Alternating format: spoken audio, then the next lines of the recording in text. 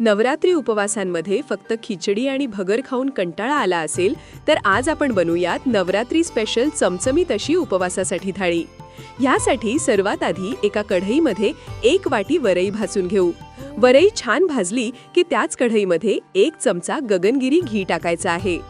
मग त्यात बारीक वाटलेली हिरवी मिरची टाका आणि वरतून मध्यम आकारचे काप केलेले बटाटे आणि थोडे भिजवलेले शेंगदाणे त्यासोबत चवीनुसार मीठ सुद्धा घालायचं आहे। आता ह्या सर्व गोष्टी नीट परतून घ्या आणि एक वाफ काढून घ्या। आता त्यात आवश्यकतेनुसार पाणी टाका आणि थोडी साखर, मग वरतून भाजून घेऊन भिजवलेली वरई घाला आणि मिक्स करा। मग त्यात 1 वाटी शेंगदाण्याचा कूट घालून एकजीव करा आणि एक वाफ काढून घ्या। वरईची कन्सिस्टन्सी दाखवल्याप्रमाणे झाली की वरतून तुमच्या आवडीनुसार कोथिंबीरीने गार्निशिंग करा। आता दुसऱ्या पॅनमध्ये थोडं गगनगिरी घी घ्या, त्यात हिरव्या मिरचीचे छोटे काप टाकून परतून घ्या। त्यावरती लाल भोपळ्याचे मध्यम आकाराचे काप टाका आणि एकजीव करून घ्या। वरतून चवीनुसार मीठ घालायचं आहे आणि झाकण ठेवून एक वाफ काढायची आहे।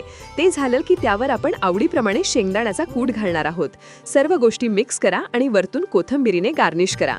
आता आपण आपली थाळी एकत्र करूयात। सर्वप्रथम आलू शेंगदाणा भाजी, लाल भोपळ्याची भाजी, गगनगिरी दही, त्यासोबत वरई राईस, उपवास भाजिनीची भाकरी आणि वरई, बटाटा आणि साबुदाण्याच्या पापड्या।